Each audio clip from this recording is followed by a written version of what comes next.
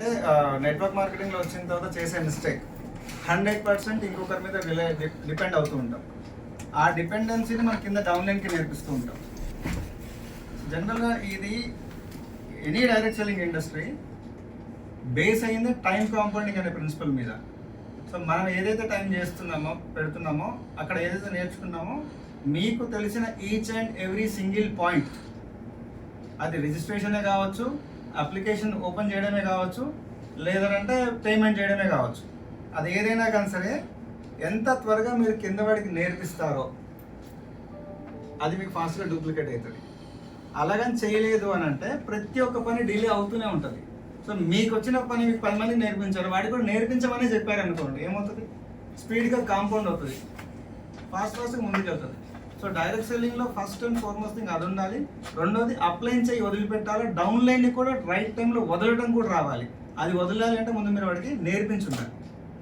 మీ దగ్గర ఏ నాలెడ్జ్ అయినా ఉండనివ్వండి, ఆ పర్టికులర్ అంశం మీద. ఇప్పుడు నాకు రిజిస్ట్రేషనే చేస్తున్నాను, రిజిస్ట్రేషన్ నాకు వచ్చేసింది, 100% వచ్చింది. ఇప్పుడు ఆ విషయం కింద వాడికి నేర్పించి ఉండాలి. అట్లీస్ట్ మీ డైరెక్ట్ ఇద్దరు ఎవరైతే ఉన్నారో వాళ్ళకైతే నేర్పించి ఉండాలి. అప్పుడు ఏమవుతుంది? అతని కింద వచ్చిన ఎంతమంది అయినా కానీ సరే వాళ్ళని హ్యాండిల్ చేస్తాడు. సో హ్యాండిల్ చేస్తుంటే తనకు కూడా ఆ లీడర్షిప్ క్వాలిటీస్ వస్తాయి. లేకపోతే ఇంకెట్లా? ప్రతిదీ కూడా మనం అప్లైన్తో వింటున్నాం, అప్లైన్ చెప్తున్నాడు, అప్లైన్ చేస్తాడులే, అప్లైన్ కోసం చేసుకుంటాడు, ఎవరి కోసం చేసుకుంటాడు, నేను చేస్తే అప్లైన్ ఫ్యామిలీ బోనస్ వస్తుంది, లేదా ఇంకేదో బోనస్ వస్తుంది. అది రైట్ కాదు. మీరు బిజినెస్ తీసుకున్నారు, అట్ ద సేమ్ టైం డౌన్లైన్కి నేర్పించారు, నేర్పించి అతను రైట్ టైంలో వదలటం కూడా రావాలి. 24/7 డౌన్లైన్కి సర్వీస్ ఇవ్వద్దు కూడా. కొన్నిసార్లు ఆయన లాస్ అయినా పర్వాలేదు, నేర్చుకుంటాడు. లేకపోతే ఏమైతే డిపెండెన్సీ పెరిగిపోతుంది. నేను ఎన్నోసార్లు కంపెనీకి మనం మాట్లాడుకునేది, మీరు ఓన్గా వెళ్ళండి అనే చెప్తున్నారు. రండి, మీరు స్టార్ట్ చేయండి. ఒకటేసారి పెద్దగా బంచ్గా వెళ్ళాలని రూల్ ఏం లేదు. 5, 10 మంది ఇద్దరు ఎట్లా అయినా సరే స్టార్ట్ చేయండి. ప్లాన్ దగ్గర కూడా అంతే. ఇప్పుడు నేను మా ప్లాన్ ఎవరైతే స్టార్ట్ చేసినామో మాకెవరు తెలియదు కదా,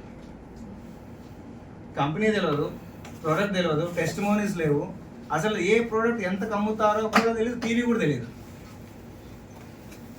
సో అట్లా స్టార్ట్ చేసాము. మరి ఇవాళ అంత స్పీడ్గా ఎందుకు గ్రో అయ్యాం? మేము ఎవరి మీద డిపెండ్ కాలేదు కాబట్టి. అదే మేము మా అప్లైన్ అహ్మదాబాద్ నుంచి వస్తాడులే, ఆయన వచ్చి ప్లాన్ చెప్తాడులే అని అంటే మీరు ఎవరు కూడా ఇవాళ బిజినెస్లో ఉండేవాళ్ళు, ఎందుకంటే మేమే చేసేవాళ్ళం కాదు. సో ఫాస్ట్గా మేము ముందుకు వెళ్ళాలి అని అంటే కింద వాళ్ళకి నేర్పించండి, అట్ ద సేమ్ టైం అతన్ని వదిలేసి వెనక నుంచి కాపాడాలి కూడా. అట్లా అని మనం అంటే కంప్లీట్గా వదిలేసి నీ పని నువ్వు చేసుకోవాలి అనేది పాయింట్ కాదు అక్కడ. మనం నేర్పించాము, మానిటర్ చేయండి ఏం చేస్తున్నాడు, రెగ్యులర్గా డౌన్లైన్తో మాట్లాడాలి. పిక్ చేసుకోండి కొంతమంది, ఒక 10-15 మెంబర్స్ మీ టీం ఉన్నారు అనుకున్న 2-3 పిక్ చేసుకోండి. అతను నిలబడుతున్నాడు, అతను అన్ని చేస్తున్నాడా లేదా, చేయగలుగుతున్నాడా లేదా, నేర్పించేసినాము, తర్వాత వదిలిపెట్టాడు. ఆ తర్వాత అతన్ని డౌన్లైన్ని అటాక్ చేసి ముందుకు పంపించండి, మళ్ళీ మానిటర్ చేయండి. ఒక 2-3 లేయర్స్ మీరు కిందకి వెళ్ళినారంటే పైన 2-3 లీడర్స్ వచ్చేసి ఉంటారు. అప్పుడు ఏమైంది? మీ పని ఈజీ అయింది. ఒకరు రిజిస్ట్రేషన్ చేసే దగ్గర 10 మంది రిజిస్ట్రేషన్ చేస్తున్నారు, ఒకరు బ్యాంక్ పేమెంట్ చేసే 10 మంది చేస్తున్నారు. ఇన్ కేస్ ఎవరికైనా ఇబ్బంది ఉన్నా కానీ మిగతా వాళ్ళతో వెంటనే పని చేయించవచ్చు.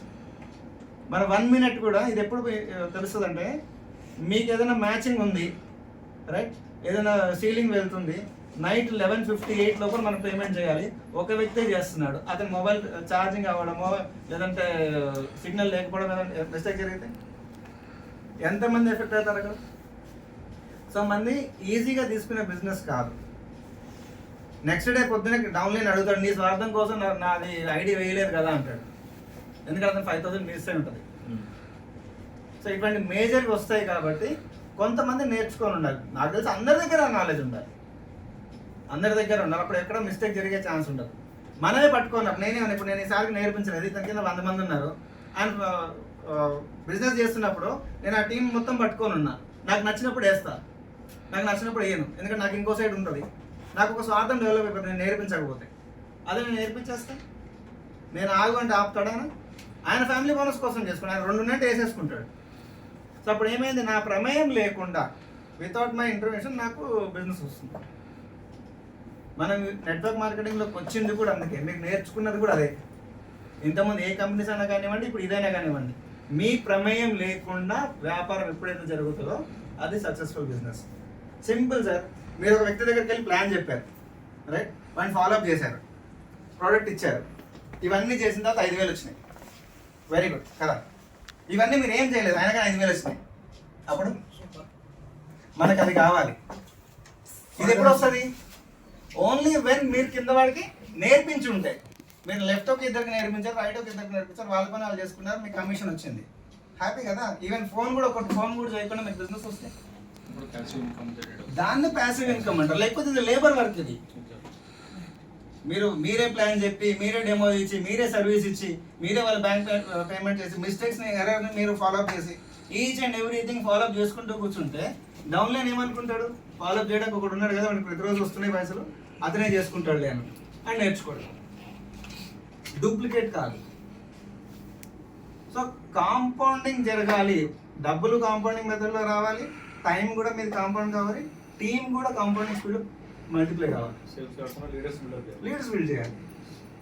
నేను ఒకరిని తయారు చేస్తున్నా, ఆయన ఇంకో నలుగురిని తయారు చేసుకుంటాడు. సో నా కింద 5 అయ్యారు. So each and every side అదే ఉండాలి. అండ్ రెండోది, మన కాన్సెప్ట్లో అట్లీస్ట్ నా గ్రూప్లో పవర్ లైక్ కాన్సెప్ట్ లేదు. మీ దగ్గరకు వచ్చి ఎవరైనా మీకు అనిపించవచ్చు ఈయన వేరే గ్రూప్లో మంచి లీడరు, సో ఆయన తెచ్చుకుంటే మాత్రం నాకు సూపర్గా పనిచేస్తుంది, సో ఆయన కింద 1000 మంది ఉన్నారు లేదా 2000 మంది ఉన్నారు అంటే ఆయన దగ్గర పోయి మాట్లాడగానే ఏమంటాడు? నాకు ఒక సైడ్ ఇస్తా. బైనరీ అనగానే ఒక బూత్ ఏం మాట్లాడతాడని అంటే నాకు ఒక సైడ్ నువ్వు చూసుకుంటావని అంటాడు. అట్లాంటి వాళ్ళు లిటరల్ అక్కడే వదిలేసాయండి. వద్దు మనకి. అంత పెద్ద క్యాన్సర్ కంటే ఇంకా డేంజర్ అది. ఎందుకని? అతను పాడు కావడమే కాకుండా కింద వాడిని కూడా పాడు చేస్తాడు. అదే చెప్తాడు. సో అక్కడ ఏమవుతుంది అంటే మీకు అతని వల్ల మెంటల్ డిస్టర్బ్ అవడం తప్ప ఇంకేముండదు.